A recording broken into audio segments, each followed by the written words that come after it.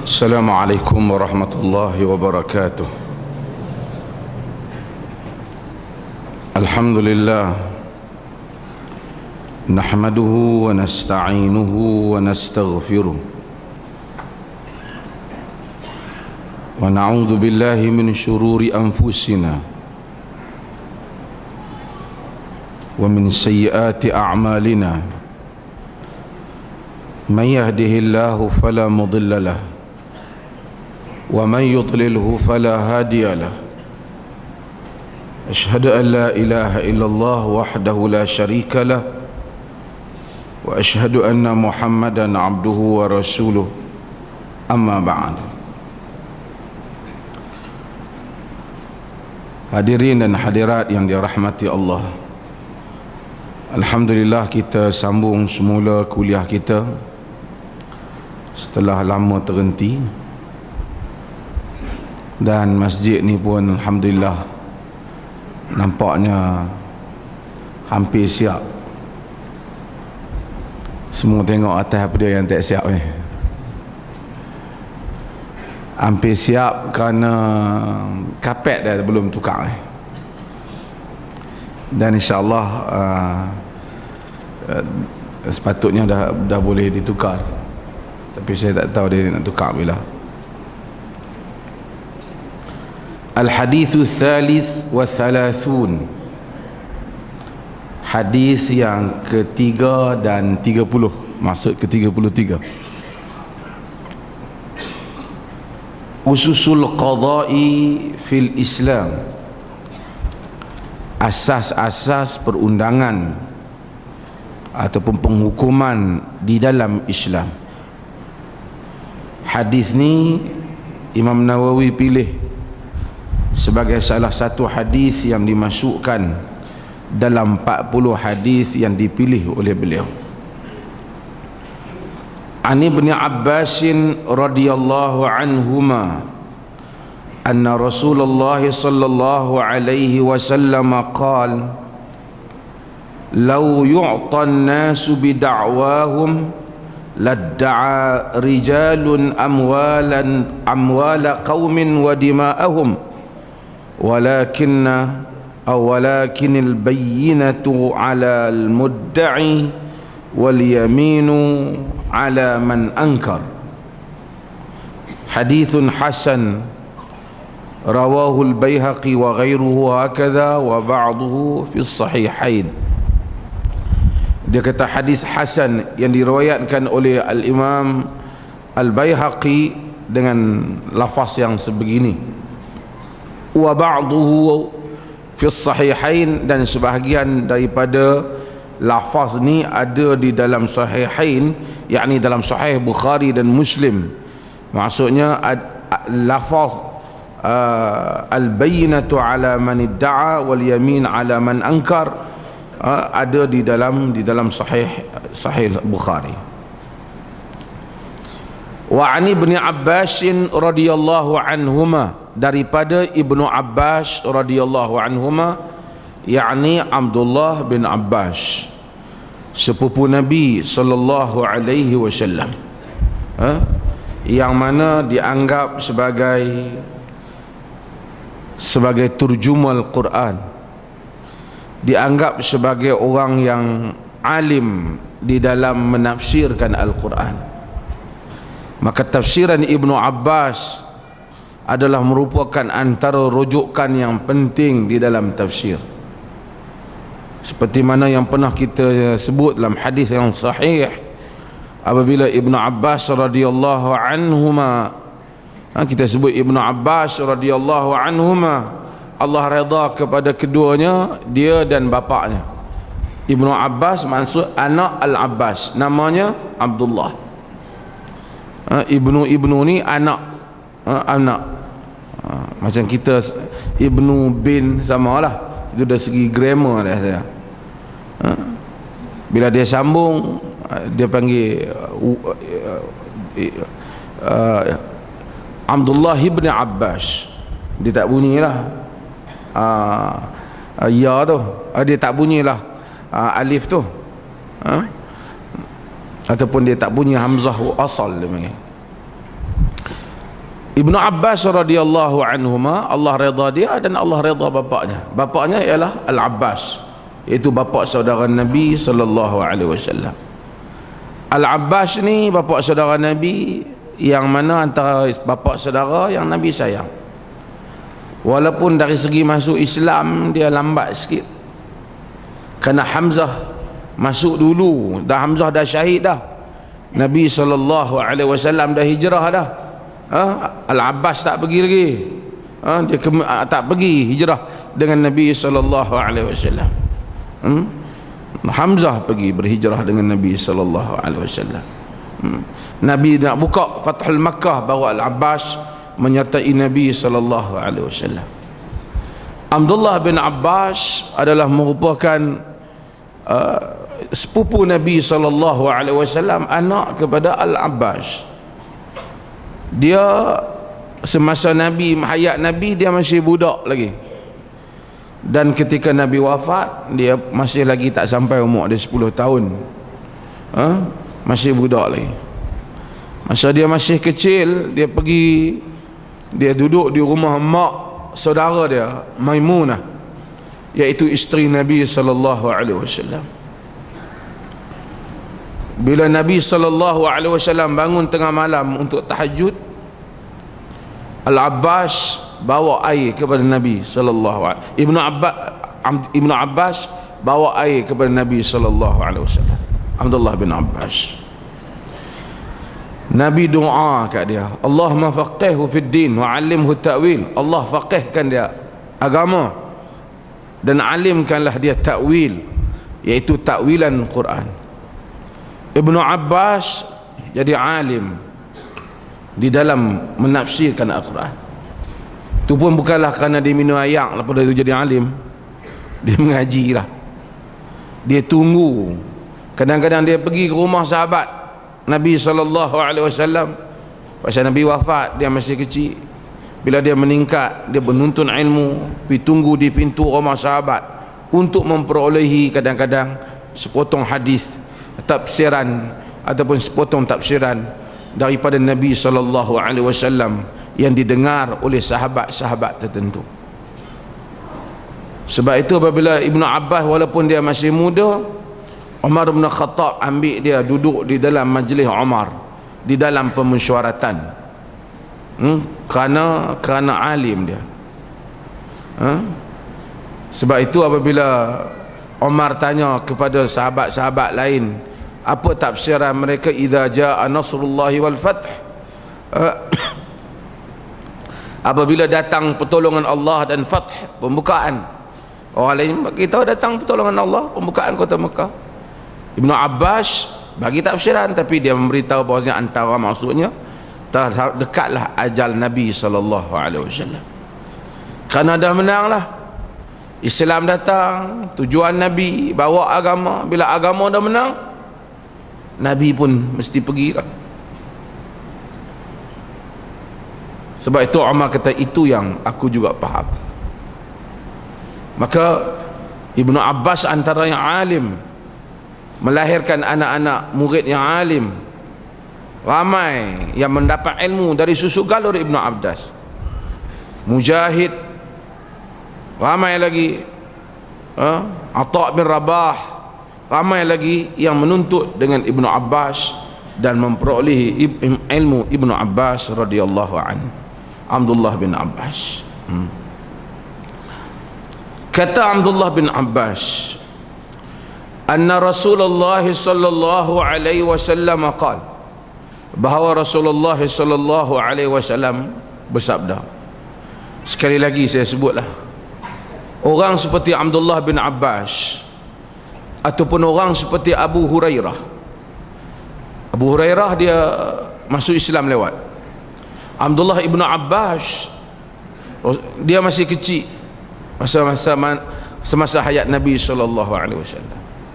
Sebahagian daripada hadis-hadis yang mereka riwayatkan ini mereka tidak dengar sendiri daripada Nabi sallallahu alaihi wasallam. Mereka dengar daripada orang lain, daripada sahabat lain. Sebab tu, tapi mereka tak sebut nama sahabat lain yang pernah kita sebut tentang bab marasilus sahabah, mursal sahabat. Dia tak sebut lah. Kadang kalau dia kata sami'tu, aku mendengar, ataupun dia cerita Nabi kata kat dia, yang tu dia ambil sendirilah. Sebahagiannya kalau dia kata qala tu, ada kemungkinan dia dengar, ada kemungkinan dia ambil daripada sahabat lain, tapi dia tak habaq sahabat mana yang dia ambil, dia tak habaq. Hal ini hanya boleh dilakukan oleh sahabat Nabi. Selain daripada sahabat Nabi, kalau ambil hadis daripada orang tertentu tak habaq, terus habaq daripada Nabi, tak boleh pakai. Termasuk juga tabi'in. Ada perbahasan tentang masalah tabi'in, melainkan mereka yang ma'ruf, mereka ini memang ada orang yang diketahui mereka ambil. Seperti Sa'id bin Musayyib, kalau dia sebut, dia ambil daripada pendapat mentua dia Abu Hurairah. Lain daripada tu, kita kena habaq. Dia kena habaq hang dengar daripada siapa. Tak bolehlah dia habaq daripada Nabi, dia tak jumpa Nabi. Sahabat tak apa, pasal dia jumpa Nabi, dan kalau dia tak habaq nama siapa yang dia ambil pun tak apa, sebab tentu dia ambil di kalangan sahabat juga. Semua sahabat ni dia sebut di sisi ilmu hadis, yang disebut oleh ulama-ulama hadis, was-sahabatu kulluhum udulun 'inda ahli sunnati wal jamaah. Sahabat itu semuanya adil di sisi ahli sunnah wal jamaah. Masuk mana-mana sahaja, kalaupun tak sebut nama, kita tahu kata sahabat, kita tidak ada masalah. Kita percaya dia tak tipu tentang fakta berkaitan dengan Nabi sallallahu alaihi wasallam. Selain daripada sahabat, dia tak ada status ni. Jadi sebab tu, kalau selain daripada sahabat, dia tak boleh habaq.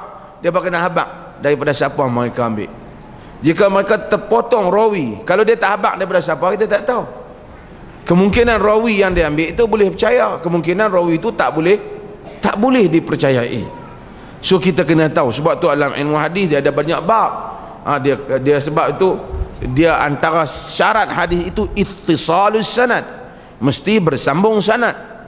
Sanad tu kena sambung. Tapi sanad ni sanad hadis, sanad ahli hadis lah, yang mana nama mereka boleh disemak, latar belakang mereka boleh dikaji. Bukan sanad hapi ambil lah masjid pakat duk salam tu. Pakat kata jom kita pergi majlis ambil sanad. Yang tu sanad tu tak terpakai. Sanad tu kalau bubuh dengan nama orang kampung kita sekali, hadis tu jadi palsu terus. Cukup dengan sanad Bukhari je. Ambil sanad ni orang ambil syok-syok begitulah. Saya pun pergi semua hampir semua sanad-sanad kitab hadis ni saya ambil dalam berbagai jalur di India tu. Tapi saya tak buat lah majlis pakai duk salam ambil. Aku tidak, tuan-tuan nak kena bayar RM3.5 pula. Lepas sebab itu maka ini adalah sanad yang ada kaitan dalam nak menentukan keabsahan hadis. Sebab itu dia ada bab inqita', bab hadis terputus, sanad hadis terputus, dan seumpamanya. Ini bab khas yang membabitkan ilmu ulumul hadis. Kita akan buka satu center of sunnah, pusat sunnah kat Masjid Arau Lama tu. Arau Lama tu kita dah baiki dan dah elok dah. Nanti kita akan buat pusat pengajian kitab-kitab turas. Pagi lebih kurang sampai malam tu ada 5 kitab mengaji. Macam betul-betul pesantren lah mengaji. Tapi hak mengaji ni dia kena ada latar sikit lah, bahasa Arab ke apa. Dia kena bawa kitab lah, main duk macam para hufaz hadis macam tuan-tuan yang tak perlukan apa-apa ni payahlah. Ni semua dah pakar lah kan. Pakai dengar je. Tapi dia dalam pusat tu kita kena pakai kena bawa main kitab. Daripada pagi sampai ke petang, malam satu sesi. Yang tu kita tak perlu ramai macam ni. Kita hanya perlu hak boleh mengaji betul ya. Dia main kalau sampai khatam kitab. Kitab-kitab khususnya membabitkan ilmu alat lah. Kitab saraf, nahu, kitab ulum hadis, ulum Quran. Artinya kalau dia duduk situ lama, duduk dia perlih ni, dia keluar banyak kitab lah dia boleh. Cuma pula tu kan. Kitab-kitab macam-macam mazhab. Sekali pergi tuduh kitab mazhab buat sapi je pula. Kata Ibn Abbas, anna Rasulullah sallallahu alaihi wasallam qala, bahawa Rasulullah sallallahu alaihi wasallam berkata atau bersabda dalam sebutan kita, lau yu'ta, jika diberi an-nasu kepada manusia, bida'wahum, dengan dakwaan mereka, ladda'a rijalun amwala qaumin wa dima'ahum, nescaya lelaki-lelaki ataupun orang-orang akan mendakwa harta benda kaum yang lain dan darah mereka.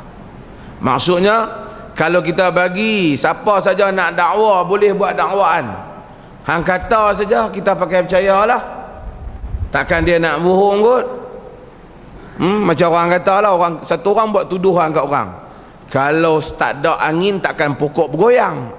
Dia buat, kita tuduh dia balik, ni fitnah dia kata, kan ada tak ada angin pokok boleh bergoyang pasal monyet duduk situ, kan kadang-kadang bergoyang juga pokok. Sebab itu maka Nabi SAW kata, jika sekiranya kita berikan, yakni kita terima dakwaan orang ni, nescaya orang akan mendakwa pihak yang lain harta mereka dan darah mereka. Lakinnal bayyinatu 'ala al-mudda'i, tetapi kata Nabi, al-bayyinah maksudnya bukti kepada pihak yang mendakwa, wal yaminu 'ala man angkar, dan sumpah kepada sesiapa yang engkar. Nabi kata dia tak boleh lah mai kata oleh kerana orang Islam kalau dia nak tuduh siapa pun kita terima. Nabi kata kalau kita benarkan macam tu, habislah harta orang, habislah nyawa orang. Kau ni kan kata dia tu lah bunuh adik saya, dia tu lah curi harta benda saya, terus kita terima. Islam tak terima macam tu. Maka ada asas qada. Asas qada dia apa? Al-bayyinah, kena ada bukti kepada pihak yang menuduh, pihak yang mendakwa, dan ada sumpah bagi pihak yang ingkar. Qadi boleh sumpah. Qadi ni maksud hakim lah.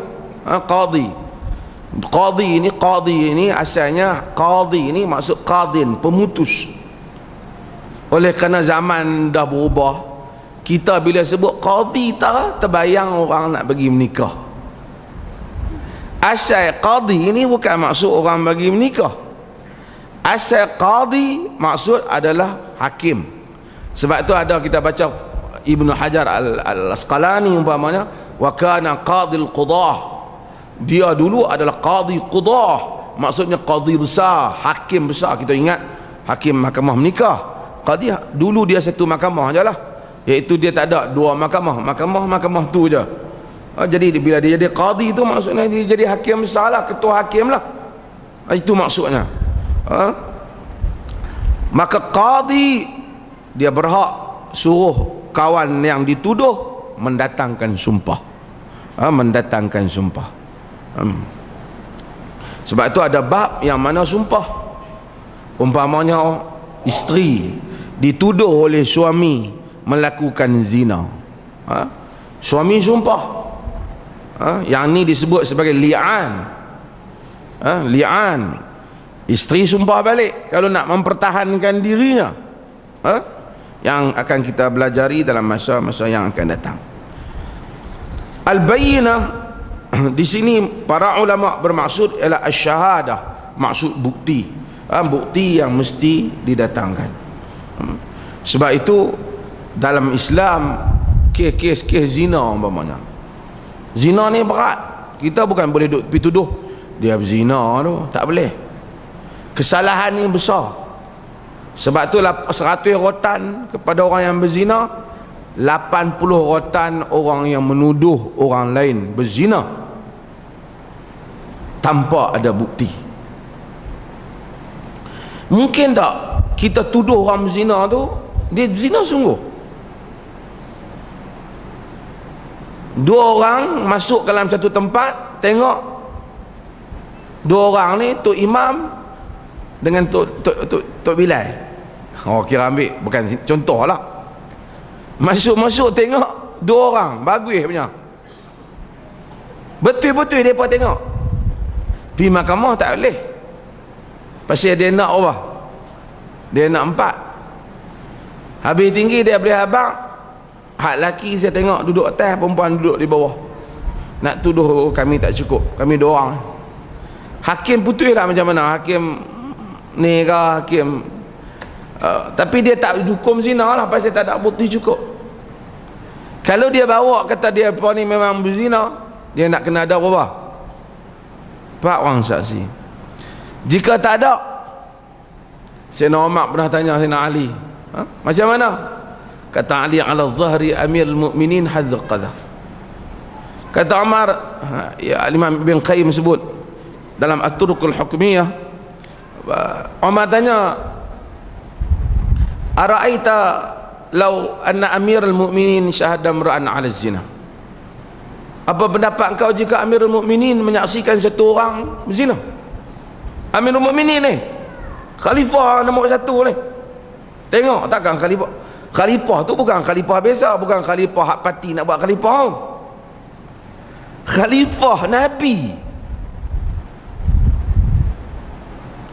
Kata Ali, alaihi bi 4 syuhada. Wa mari 4 orang saksi ya. Au ala zahri amirul mu'minin hadz qadar. Ataupun kita sebat 80 rotan tak belakang amirul mu'minin. Kita mungkin tanya, mana Aci kalau dia berzina sungguh? Kalau dia berzina sungguh, dia berdosa dengan Tuhan. Dia berdosa. Kalau dia taubat, Allah Ta'ala terima taubat dia, kerana ini antara dia dengan Tuhan.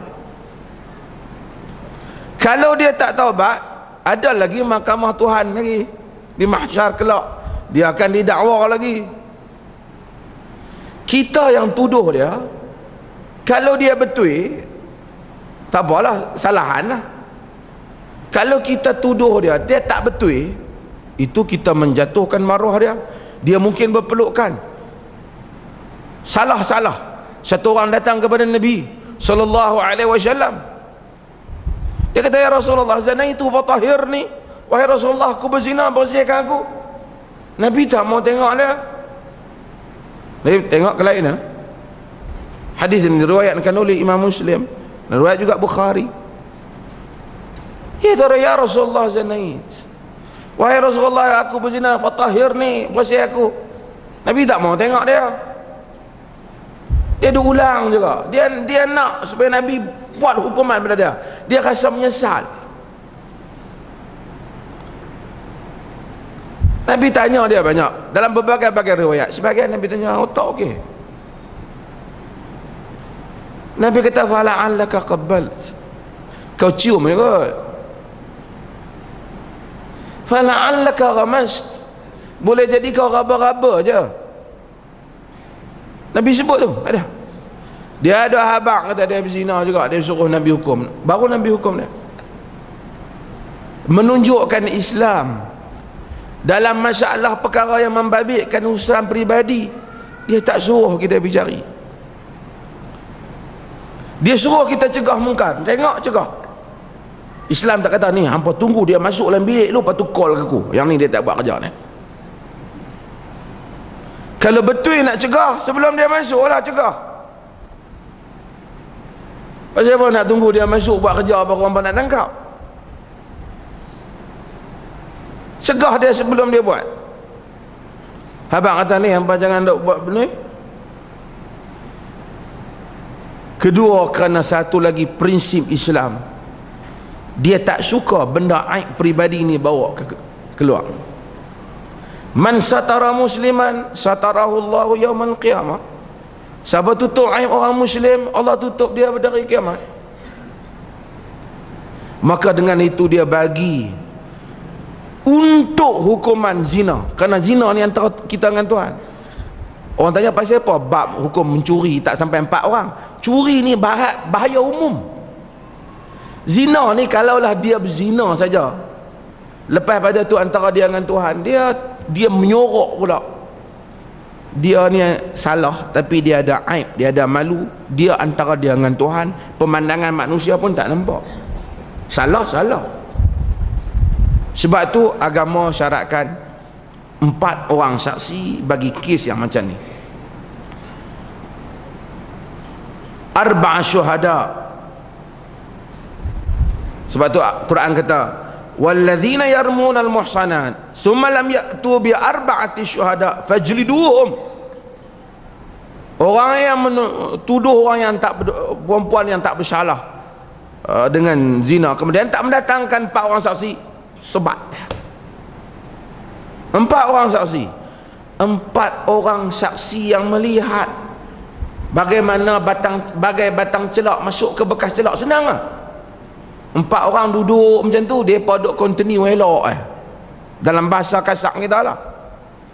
Yang 2 orang tu pun boleh duduk okey, 4 orang duduk saksi ni, 4 orang ni bagus macam ni. Kalau sampai ke tahap tu memang mau sebat betul lah. Sebab tu orang ni logiknya orang ketuk pintu je dia bangkit lah. Mungkin dia buat, dia bangkit lah. Kalau dia taubat, dia dengan Tuhan. Kalau dia tak taubat, hukuman Tuhan tetap ada.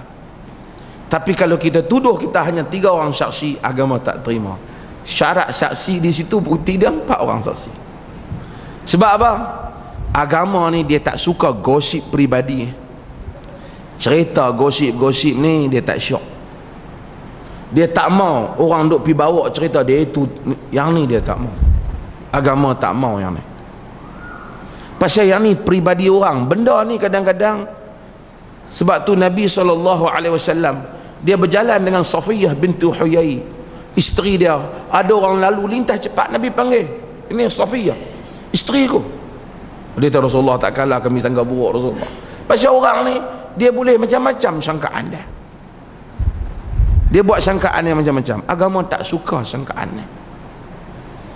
Sebab tu masyarakat yang buang masa, yang masyarakat yang gosip ni, dia duduk dia yang ni dia suka cerita orang tu, cerita orang ni.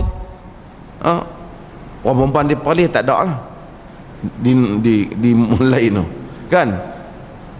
Kadang-kadang orang perempuan sama lah, bila dia duduk sama-sama dia suka yang ni. Agama tak suka. Maka dia minta kepada 4 orang saksi. Kemudian saya saja nak sentuh pasal agama ni secara umumnya, tabiat Islam ni dia tak apa suka bawa orang perempuan pergi mahkamah. Bukan kata salah, asalnya pada zaman dulu dia tak mau orang perempuan pergi ke dalam majlis penghukuman ni, kerana dia berat, bukan senang ni benda, kadang-kadang nak kena tekanan. Sebab itu ada dalam Al-Quran menyebut tentang, khususnya tentang berhubung dengan hak saksi di dalam harta. Allah menyatakan wastashhidu syahidaina min rijalikum fa illam yakuna rajulaini fa rajulun wa imra'atan mimman tardawna minasyuhada. Kalau hendaklah disaksikan oleh 2 orang di kalangan lelaki-lelaki kamu. Jika tak ada 2 lelaki, 1 orang lelaki, 2 orang perempuan. 1 orang lelaki, 2 orang perempuan. Yang ni 1 saksi lelaki sama dengan 2 orang saksi perempuan. Ada perbahasan panjang para fuqaha dalam masalah ini. Quran kata sebab apa? Antadilla ihdahuma fatudzakkira ihdahuma al-ukhra. Kerana kalau 1 orang lupa, hak seorang lagi peringat. Kerana dia tak mau lagi pergi mahkamah, perempuan dia confuse.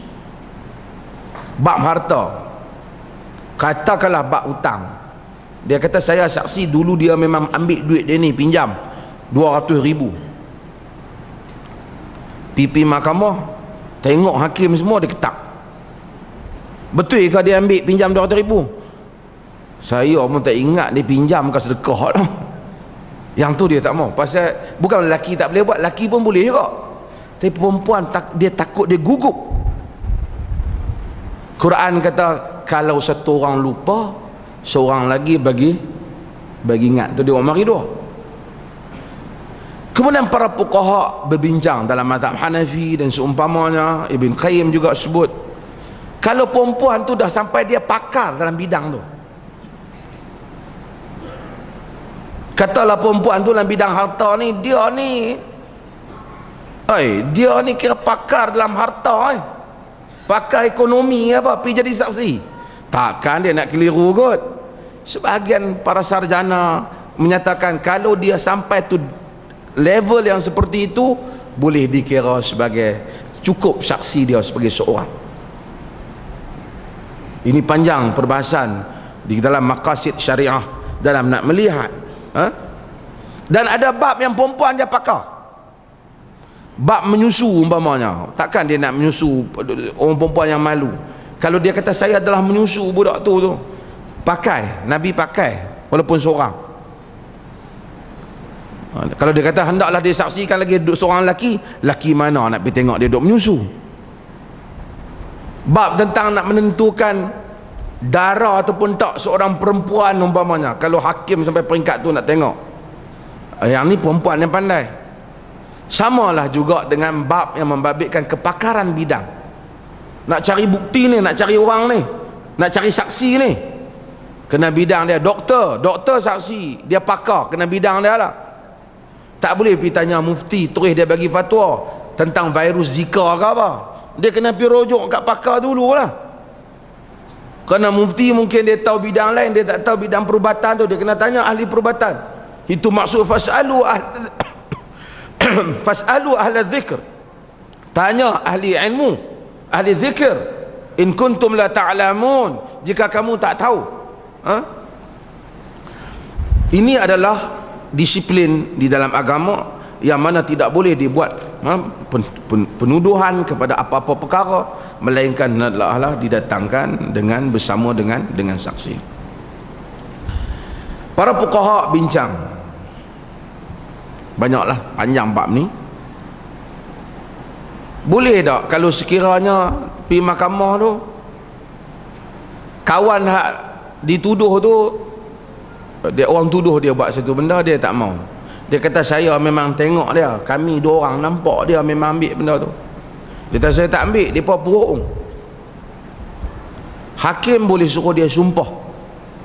Sebelum hakim suruh dia sumpah, dia kena sumpah dengan nama Allah lah. Yamin ni tak boleh sumpah. Sumpah ni kita tak boleh sumpah selain daripada nama Allah. Wallahi wa billahi, tak apalah wa tallahi. Walaupun sebagian ulama kata luah lagi tentang wa bi kitabillah, dengan kalam Allah, semua yang berkait dengan zat Allah Jalla wa Ala. Tak boleh sumpah dengan demi negara, tak boleh. Kalau sebut demi negara tu, dia bukan sumpah, yang tu mungkin dia maksudkan kerana negara. Kerana negara saya berkorban, tak apalah. Tapi sumpah tak boleh. Aku bersumpah atas nama mak bapak aku, tak boleh. Haram kita bersumpah selain daripada Allah Ta'ala. Sumpah dengan nama Tuhan saja. Sebab bila nak suruh orang sumpah wallahi wa billahi wa tallahi, dan sumpah yang lara tak dipakai, sumpah yang sia-sia. Arab ni ada sumpah sia-sia, kita pergi dia tak pakai. Dia wallahi duduk di mulut. Tuan-tuan pergi kedai Arab apa semua, akhi fi banzurah ada tomato tak? Wallahi ma fi, demi Allah tak ada. Sumpah buat apa? Tak payah duk sumpah. Aku tanya ada tomato, tak ada, tak ada dah lah. Tapi dia terbiasa dia sumpah. Wallahi akhi ma fi, Allah, demi Allah tak ada. Imam Syafi'i tak sumpah ni tak mau. Pasal dia sumpah dia tak ada maksud, kena suruh dia ulang. Aqsim billah, sumpah dengan nama Allah. Baru dia sedang dia nak sumpah wallahi, itu sumpah betul ya. Kalau tidak, sumpah duduk di mulut dia. Dan sumpah ni bahaya kerana kita menggunakan nama Allah Subhanahu wa taala. Para fuqaha bincang, kalau satu orang dia kata aku tak ambil, kalau aku tak mau sumpah, aku tak mau sumpah, hampa sumpah kata aku ambil, Kalau hampa sumpah kata aku ambil, aku terima. Dia minta ke hakim suruh buat macam tu. Boleh tak? Tadi Nabi kata kawan tuduh bagi bukti, yang sumpah kena tuduh, yang kena tuduh. Kalau dia buat bagi patah balik. Para sarjana bincang dalam hal ni. Kalau dia buat bagi patah balik. Sebahagian para fuqaha ahli hukum menyatakan kalau dia redha dengan hukuman tu boleh. Dia kata kalau depa sumpah aku terima. Depa pun sumpah, wallahi wa billahi memang ambil. Dia kata tak apa, aku kena hukum tak apa, hampa sumpah. Mungkin dia tak, hakim boleh tak hakim patah balik suruh depa sumpah? Boleh jika itu hakim pilih, hakim berpendapat benda itu boleh diterima. Hadirin mukminin yang dirahmati Allah, sikit sana, boleh tak dalam undang-undang satu orang hakim dia hukum berdasarkan kepada ilmu pengetahuan dia, dia tak berdasarkan kepada fakta? Dua orang mai, satu orang dia kenal bagus ya, satu orang ni dia kenal tak bagus ya. Yang tak bagus ni kata dia ni telah pinjam duit saya hari tu, ataupun dia telah ni dia ambil duit saya, dia tak bayar. Hak seorang ni, hak bagus ni, dia tengok main masjid ni, dia kata dia saya tak ambil. Tuan hakim kenal saya bukan perangai macam tu. Kita kenal dia bukan perangai macam tu.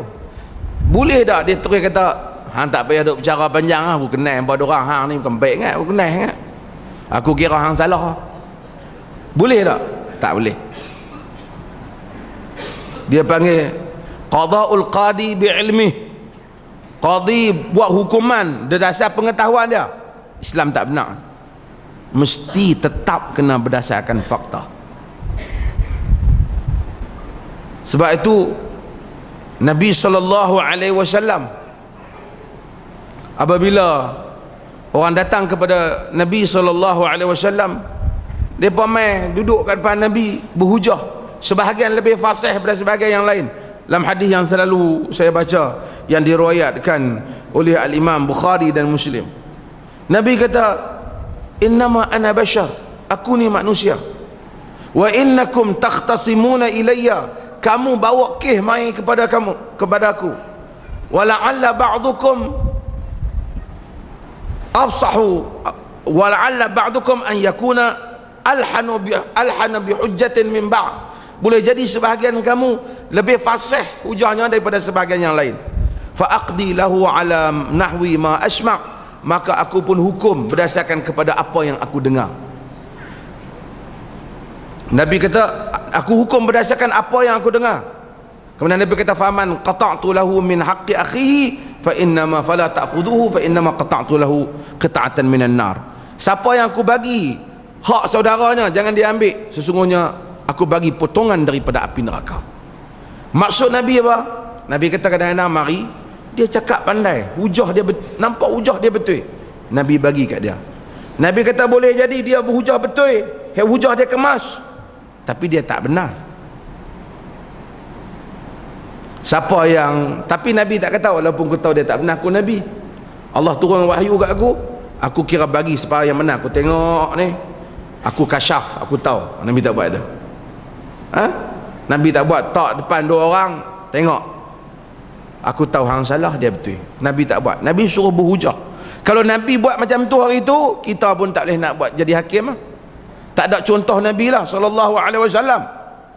Tapi Nabi sallallahu alaihi wasallam buat penghukuman ikut kaedah. Nabi kata sebahagian lebih fasih daripada sebahagian yang lain, lebih fasih daripada sebahagian yang lain.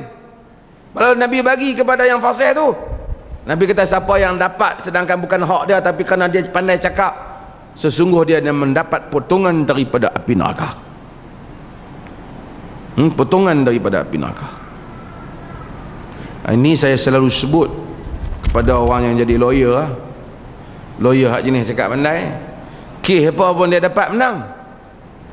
Walaupun dia baca kes tu dia tahu tak betul anak guam dia tu, klien dia tak betul, tapi dia kata tak apa, kita ada masalah teknikal ni, kita boleh buat bagi jadi betul.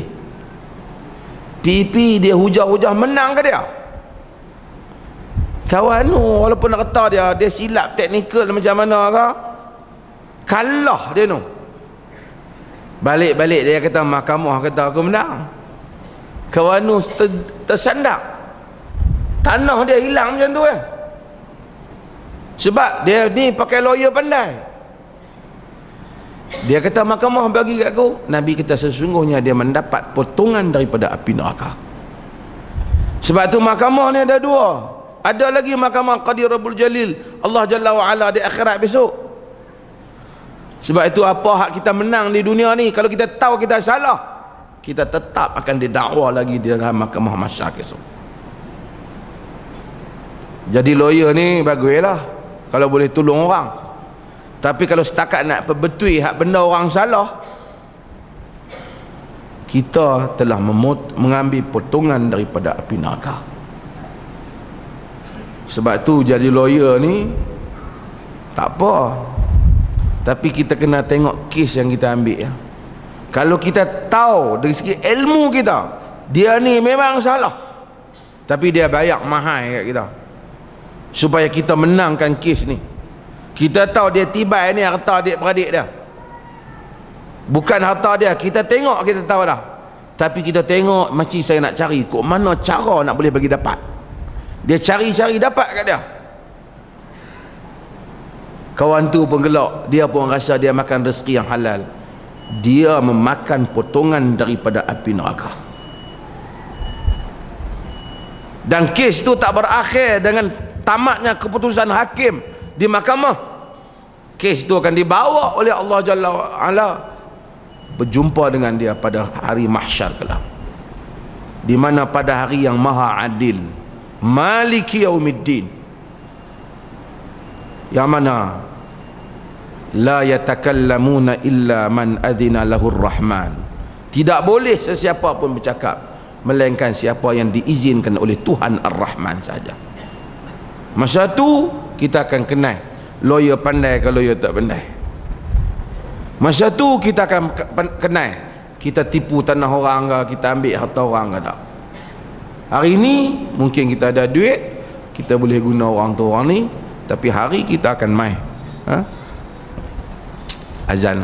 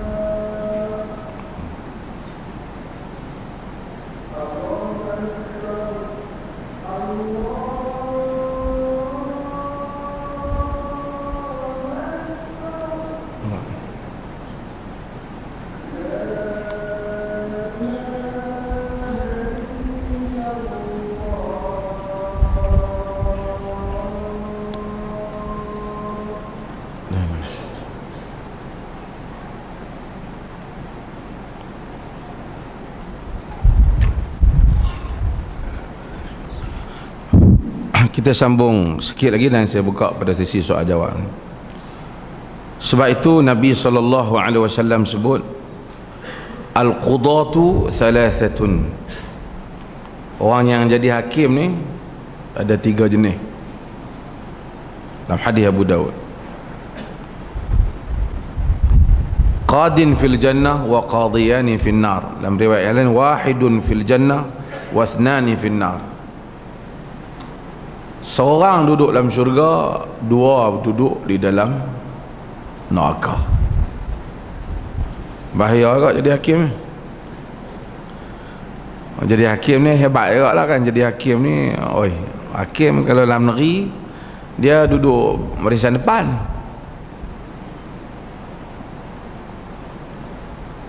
Nabi kata qadin tawahidin fil jannah wasnani fil nar atau qadiyani fil nar. 2 duduk dalam neraka. Dulu ada satu orang jadi, saya pernah cerita lama dulu, ada orang jadi qadi.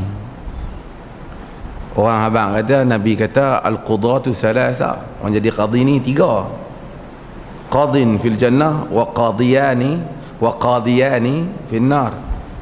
Qadin di dalam syurga wa qadiyani, 2 qadi dalam neraka. Dia kata tu lain, tu qadiyan no, yang kedah mana hak tu yang masuk neraka kan. Aku lain dia lain buruk. Ninggal tapi tak apa, semoga Tuhan ampun dia. Al-qudatu thalatha. Qudah tu 2. Seorang dalam syurga, 2 dalam neraka.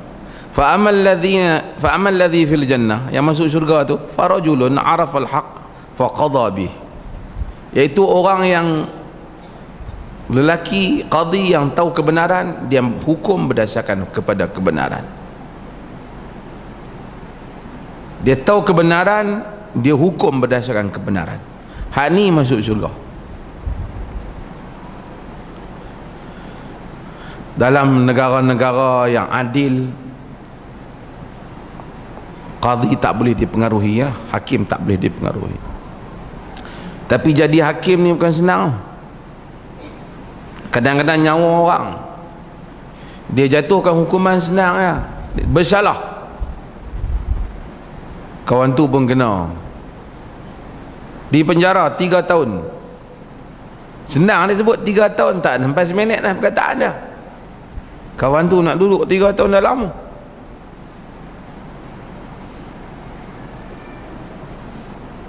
Dan sebab tu ilmu pengetahuan, ada orang di penjara, dia mengajak kerana mengajak tanpa tauliah. Padahal qadi itu mungkin tahu dia tu mengajak betul, tapi oleh kerana itulah kehendak, dia pun hukum bagi. Dia mungkin balik makan senang di rumah dia. Allah Subhanahu wa ta'ala tak lupa. Wala tahsabannallaha ghafilan amma ya'malu zalimun. Jangan kamu sangka Allah lupa apa yang dilakukan oleh orang-orang yang zalim. Innama yuakhiruhum liyaumin tashkhasu fihi al-absar. Hanya Tuhan lewatkan pada satu hari yang mana dia beliakkan mata-mata.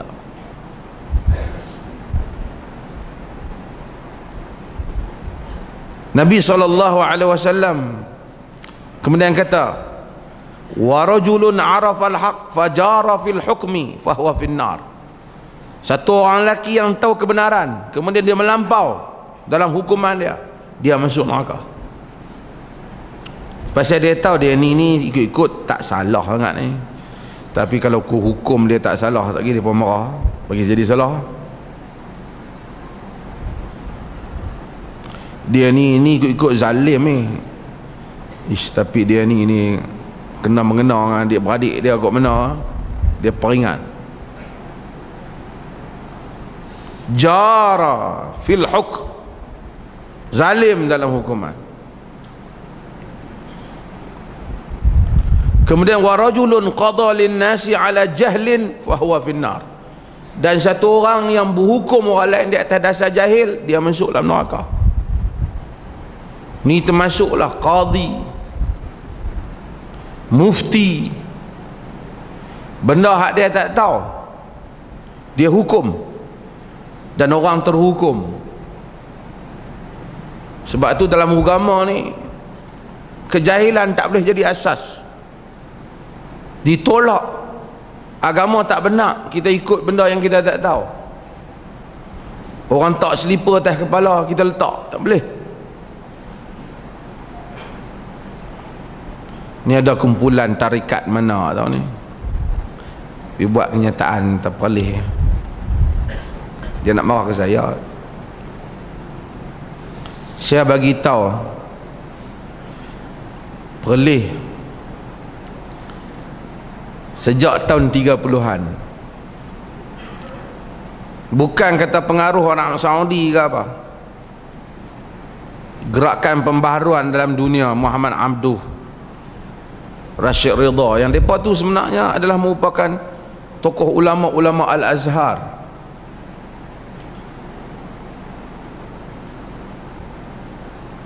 Perlis antara negeri yang mendapat tempias kepada kaum pembaharuan.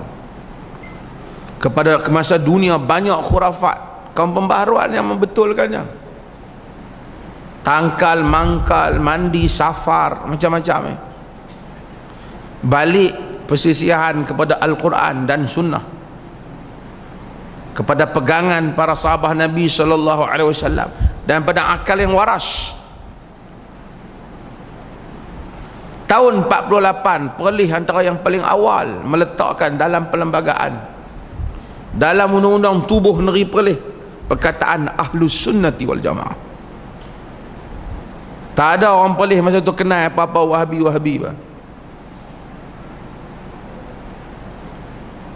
Orang Perlis tak kenal Wahabi. Hak sebut Wahabi dia kenal Wahabi sebab dia Wahabi.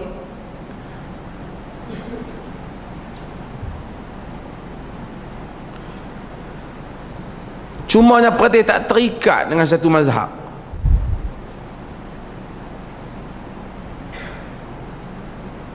Perlis terima keluasan Hanafi, Maliki, Syafi'i, Hanbali dan lain-lain lagi. Semua tu mazhab Ahlus Sunnah wal Jamaah. Pasal apa yang terima satu jadi Ahli Sunnah, yang terima empat tak jadi? Kata empat-empat tu Ahli Sunnah. Perlis tak pernah buang mazhab. Dia iktiraf ke semua kesarjanaan itu. Kalau ada satu dua pendapat orang Perlis kata mazhab tak terpakai, dia bukan kata mazhab tak terpakai, mungkin dia maksudkan itu fanatik mazhab, tak boleh.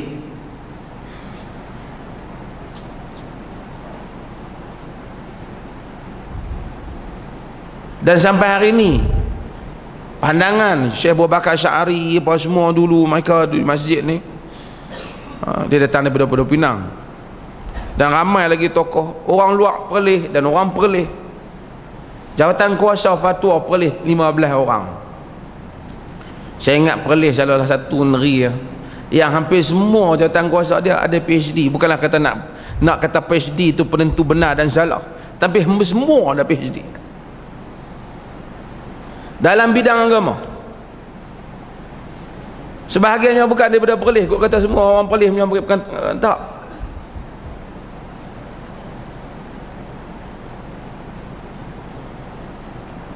Perlis pakai tarjih yang tak keluar daripada mana-mana mazhab.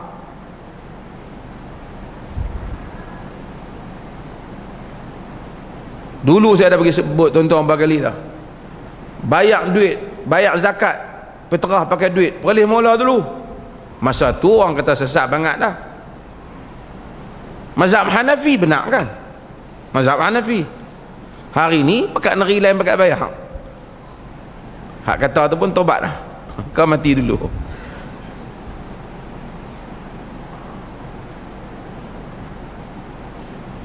Perlis antara negeri yang awal sekali fatwa. Ni orang perempuan kan, orang wanita boleh jadi hakim jika dia betul-betul berkemampuan, atas hujah Sayyidina Aisyah radhiyallahu anha pernah Masa awal fatwa tu dia kata fatwa ni berdosa. Hari ni negeri, sebahagian negeri tu dah ikut dah. Dia mula dulu.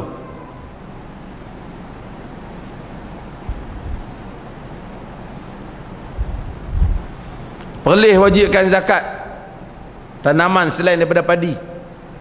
Mazhab Syafi'i padi lah. Mazhab Hanafi lain daripada padi pun kena. Harum manis toki kaya sangat lah. Takkan toki padi kena harum manis tak kena. Memang keluar daripada mazhab Syafi'i, tetapi dia dalam mazhab Hanafi, masih dalam mazhab Ahlus Sunnah wal Jamaah. Perleh kata siapa masuk Islam tak payah ubah nama pak dah. Ini bukan benda perleh baru buat. Sejak zaman Nabi sampai ke zaman sekarang orang tak ubah seluruh dunia ni, melainkan dua negara, Malaysia dengan Brunei. Hak tu tak boleh salah perleh. Kita pakai hak standard antara bangsa. Perleh tak kunut subuh, hak tu dia pakai luk sangat. Masalah kunut kawan hak tak sembahyang subuh pun marah. Pasal orang marah tak kunut subuh, sembahyang subuh. Aku jarang-jarang. Majoriti dalam dunia Islam ni mazhab tak kunut subuh. Majoriti umat Islam. Mazhab Hanafi paling besar mazhab Islam, depa tak ada kunut subuh. Kalau perleh tak kunut subuh, banyak orang kata perleh saja. Perleh tak kunut subuh. Perleh tak pernah kata, tak ada dalam perleh ni nak abang siapa main-main mayang tiba-tiba dia kunut subuh. Lepas tu imam bagi mayang, dia mayang kunut subuh. Lepas tu jawatan agama mai tangkap siapa kunut subuh. Tak ada. Tak pernah berlaku. Kita tak pernah mengambil tindakan pada orang kunut subuh. Kerana kita tahu masalah tu khilaf adalah mazhab Syafi'i. Cuma amalan rasmi negeri dia tak kunut subuh. Dan itu pun tak pelik. Masjidil Haram, Masjid Nabi, Masjid merata dunia tak kunut subuh. Majoriti masjid dalam dunia ni tak kunut subuh.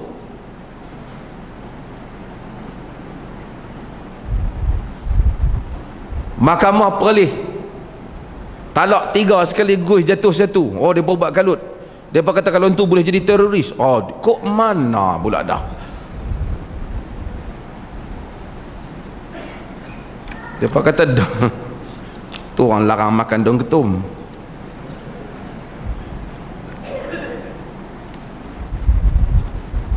Negara-negara Teluk dan Arab kebanyakannya talak 3 jatuh satu.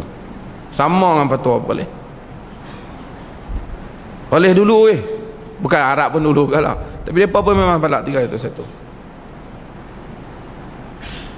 Ramailah saya duduk pejabat mufti tu pakai duduk telefon jelabah mulut pakai bagi 3, tapi depa negeri lain nak merujuk ke mahkamah perleh. Depa tahu pun penyelesaian ada. Depa kata pasal Ibnu Taimiyah, bukan Ibnu Taimiyah, saya sebelum Ibnu Taimiyah pun dah ada pandangan itu. Bismillah tak derah. Oi. Ada orang kata saya semayang was-was di perleh sebab bismillah tak dengar. Kita kata perleh dia bismillah, tapi bismillah sir. Sir pun kena dengar sikit bakang. Kalau tak dengar tak boleh. Tuhan mayang Zuhur dengan Asar macam mana? Zuhur dengan Asar sentiasa was-was dia. Zuhur dengan Asar memang tak dengar apa pun. Kita tak pernah kata salah orang sembilan kuat, tapi ini adalah amalan rasmi. Kita tahu khilaf itu khilaf mu'tabar. Perleh tolak amalan-amalan pembomohan yang karut marut, khurafat yang tak ada dalam Quran dengan sunnah, kenuri arwah. Bukan saja perleh tolak, mazhab Syafi'i mana, kitab Syedok Petani, kitab semua kata tak boleh. Kata tu perleh tolak tu, padahal kitab yang dia baca sendiri tu tolak. Al-Fiqhul Manhaji ala al-Madhhab al-Imam Syafi'i yang dicetak Negeri Sembilan cetak sendiri. Dia cetak, dia lupa apa yang dia cetak. Dalam kitab tu kata kenuri arwah tak boleh. Fiqh Manhaji kitab mazhab Imam Syafi'i. Tu kitab model mazhab Syafi'i. Kitab Furu'ul Masail Kita apa Syekh Dr. Fatani, kita Jawi, semua kata tak boleh. Oh, dia kata tak boleh tu maksud dia lain, kita kena faham. Maksud tu hak lain tu hang tambah, hak dia tulis banyak tu ya. Boleh tak pernah kata semayang 20 tak sah, 8 tak sah, tarawih tak pernah.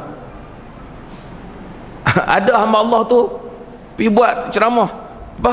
8 tak sah. 8 tak dapat pahala. Kerana tarawih kena 3 kali berhenti rehat. Macam tu punya hamba Allah. Perlih walaupun amal 8, tapi orang amal 20 ke apa tak pernah kita kata salah. 8 tu secara umum amal. Di atas dasar ini lebih mudah kepada banyak. Tok Imam, kalau ada Tok Imam buat 20 pun kita tak kata apa. Dalam fatwa kita tak kata salah. Kita tak kata salah. Kita tak pernah ambil tindakan kepada orang bismillah kuat ataupun kepada dia kerana kunut. Siapa yang kata perlih bertindak, dia bohong. Tidak ada sejarah perlih pernah bertindak. Kita tarjih pandangan, kita bagi tahu pandangan ini dhaif dan semua itu cerita lain. Kita tak pernah bertindak. Saya bagi tahu perlih di atas dasar keluasan. Ni pandangan, banyak pandangan pakai ni. Patut diperlih lah orang kelaisakan agama. Tetapi di dalam sejarah perlih tak pernah ada cerita semayang 2 imam. Ada negeri ada semayang 2 imam pasal berbeza parti politik. Perlih tak pernah ada cerita semelih tak mau makan orang lain pasal beza pandangan. Cerai bini sampai bertalak-talak pasal berbeza pendapat, tidak pernah berlaku. Tok imam duduk tengah tak kunut, tok imam duduk tengah kunut, makmum ditumbuk ke belakang, tak ada. Orang perlih pergi semayang di Kuala Lumpur, di Kedah, dia apa, tak pernah ada rekod orang perlih pergi duduk kata subhanallah kat tok imam sebab tok imam pergi kunut. Tak ada, tak ada. Siapa yang nak belajar tentang harmoni dan perdamaian, cara bertoleransi dalam beragama, saya kata dia datang ke perlih. Paling tolerance, walaupun ada perbezaan tapi tahu menguruskan perbezaan. Biasalah bagi pandangan berbeza, bagi bertengkar sikit, itu wacana ilmu. Tak ada lagi oh hang tak kunut aku tumbuk hang tak kunut. Tak ada. Hang kunut tu hang jaga, hang turun masjid lagi pukul hang. Tak ada. Orang perlih tak buat macam tu. Negeri tuan-tuan paling harmoni di dalam menguruskan perbezaan pandangan.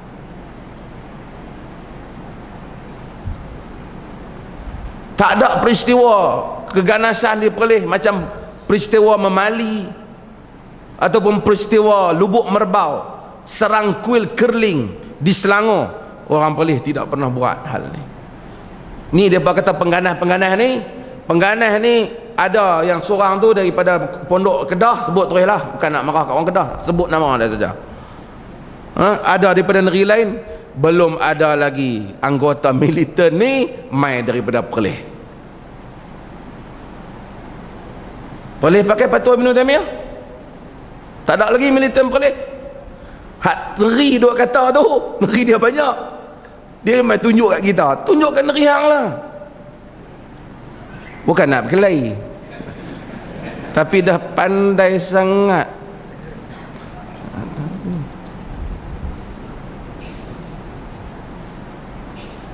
Tak ada orang perlih, tak ada terlibat. Alhamdulillah, dah minta jangan bagi dah.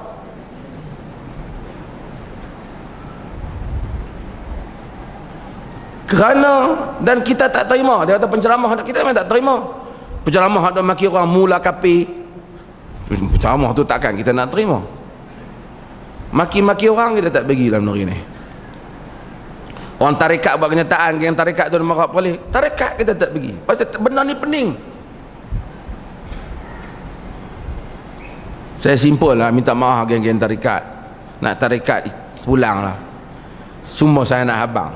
Orang tarekat kat bawah ni zuhud dunia tak sangka lah. Hak Tok Syekh kat atas tu kaya tak sangka. Habis duit nak kutip bagi kat Tok Syekh. Kita tak ada, tarekat tidak diamal. Orang kata perlih Wahabi, Tidak ada buku Muhammad bin Abdul Wahab yang menjadi rujukan rasmi Perlis dalam mana-mana. Muhammad Abdul Wahab tu yang dikatakan pengasas Wahabi tu, buku dia tak ada. Cuba tunjuk di mana Perlis buat sumber rujukan. Pernah ada seminar Muhammad bin Abdul Wahab dulu.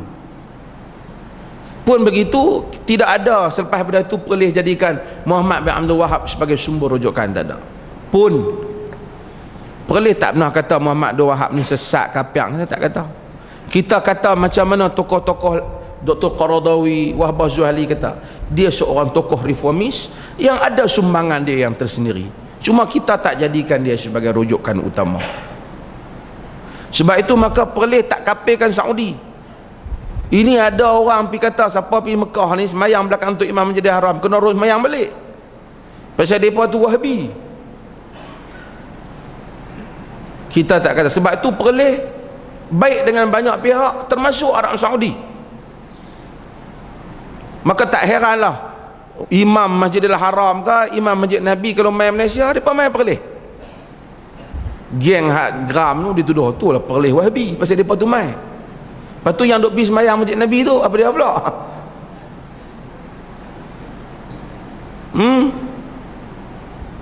So saya sebut beberapa perkara bahawasanya bagaimana menguruskan perbezaan pendapat dalam hal-hal yang seperti ini. Ada soalan tak? Lah jawab. Salam.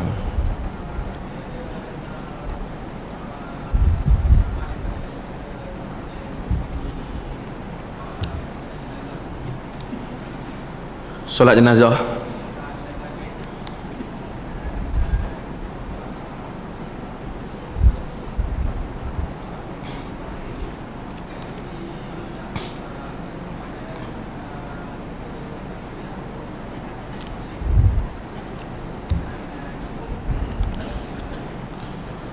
Jenazah gaib, solat jenazah gaib ni maksudnya kita semayang jenazah tu tak ada depan kita.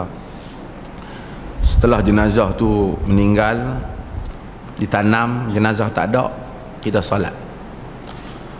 Para ulama bincang tentang hal ini. Kerana hadis dalam masalah ni satu ya, iaitu hadis Ashamah ataupun hadis Najashi, Maharaja Habsyah. Nabi SAW bila hari mati Najashi, Nabi kata matal yaum akhukum Ashamah faqumu, mata yaum ar-rajul salih akhukum Ashamah faqumu wa sallu. Mati pada hari ini saudara kamu lelaki saleh Ashamah. Maharaja Habsyah ni Ashamah ataupun disebut Najashi. Najashi ni raja lah. Dia ni masuk Islam tapi dia tak menyembunyikan Islam dia. Kerajaannya ialah kerajaan Kristian. Nabi SAW hantar sahabat masa peringkat awal pergi ke Habsyah. Masa tu ditindas di Mekah, lari, hijrah sahabat pergi ke Habsyah. Nabi kata izhabu ilal Habasyah fa inna biha malikan la yuzlamu indahu ahad. Kamu semua pergi ke Habsyah kerana di sana ada raja yang mana seseorang tidak dizalimi di sisi dia. Dia raja Kristian. Maksudnya tengok Nabi iktiraf kalau adil, Kristian pun adil. Sampai di sana Quraisy hantar wakil pergi tuntut pelarian politik ni, nak bawa balik ke Mekah. Nabi SAW hantar sana, kepala dia Ja'far bin Abi Talib. Ja'far sepupu Nabi, dua beradik dengan Ali bin Abi Talib. Jadi Ja'far pergi sana. Bila Najashi panggil Ja'far dan orang Islam, pasal ni Quraisy main tuntut ni. Quraisy kata depa ni orang ni pelarian daripada tempat kami, telah buat kacau di Mekah, kami nak tuntut dia, nak heret bawa balik ke Mekah, nak dihukum di Mekah. Tapi Najashi tanya, apa agama kamu? Walaupun wakil Quraisy yang pergi ialah Amr bin As, kawan Najashi. bawa hadiah yang banyak daripada Quraisy. Najasyi tak terima kerana hadiah tu. Najasyi nak tahu apa salah. Dia tanya dan berlaku dialog panjanglah. Itu saya dah cerita dah, dialog kan. Kunna qauman ahlal jahiliyah, kami dulu, kata Ja'far, orang jahiliyah. Faja'ana Allahu bin Nabi, Allah datangkan dengan seorang Nabi, kami kenal keturunannya, kami kenal latar dia. Dia cerita semua. Dia menyuruh kami kepada tauhid, dia semua dia sebut. Sehingga Najasyi dengar. Kemudian Najasyi tanya ada apa? Dia baca Quran, dia baca surah Maryam. Pasal Najasyi Kristian. Ayat mata Najasyi berlinangan turun. Yang kata yang Ja'far, agama hang dengan agama aku ni mai tempat yang sama. Pilah duduk dalam negeri ni, selagi aku raja, hampa selamatlah. Najasyi ni dia senyap-senyap dia masuk Islam, dia berutus surat dengan Nabi. Antara yang pergi ke sana juga ialah Ummu Habibah. Ummu Habibah pergi dengan suaminya Ubaidillah bin Jahsh. Suami dia Tanassar, masuk Kristian. Ummu Habibah dia janda. Nabi pinang Ummu Habibah. Nabi pinang Ummu Habibah. Mahar dia Najasyi bayar. Duduk di sana. Orang rakyat ni dia tak tahu kata Najasyi ni masuk Islam. Dia ingat ketua Kristian dia bawa. Hari dia mati, berita sampai kepada Nabi. Nabi kata, pada hari ini telah mati lelaki saleh, saudara kamu Ashamah, bangun dan salat. Nabi di Madinah salat pada jenazah Najasyi yang ada di Abyssinia, iaitu di Ethiopia, di Habasyah.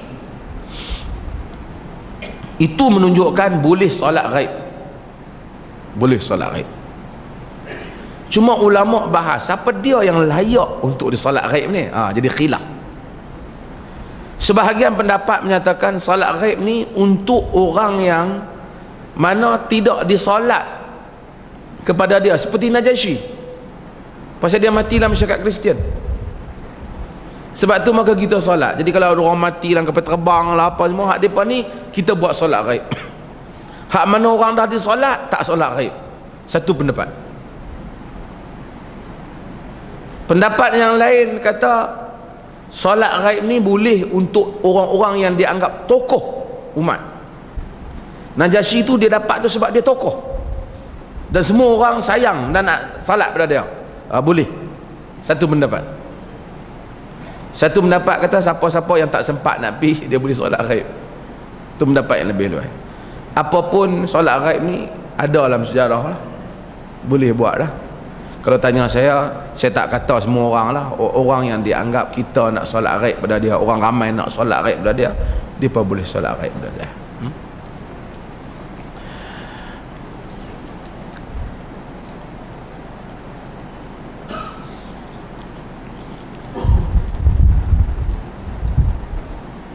Ada orang terkenal mendakwa dia mimpi jumpa Nabi.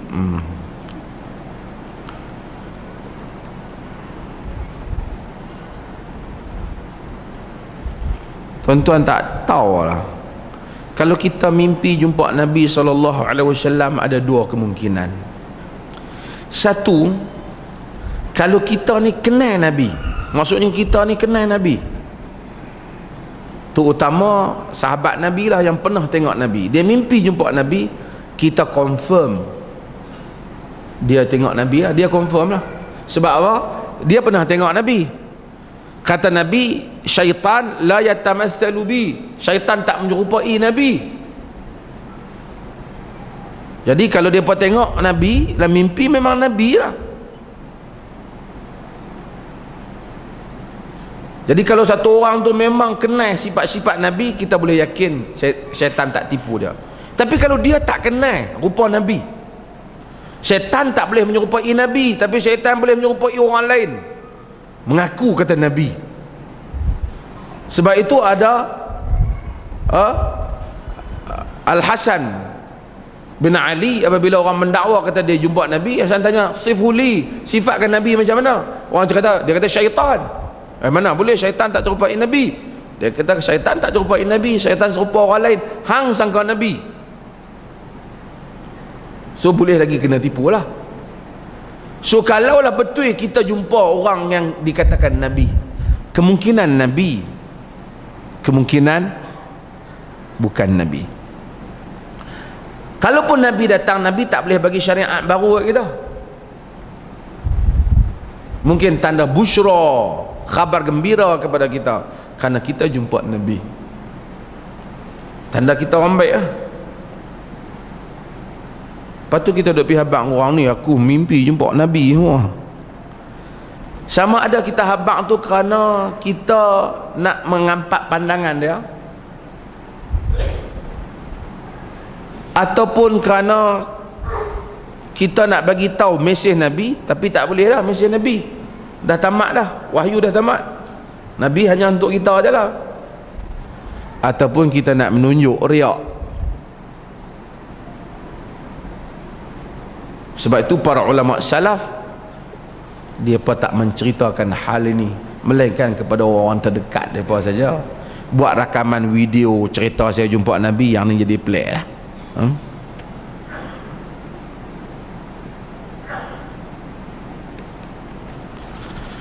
Wallahu ta'ala.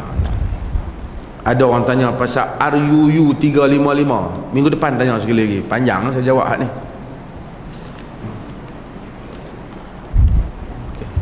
Mudah-mudahan Allah Subhanahu wa taala rahmati kita.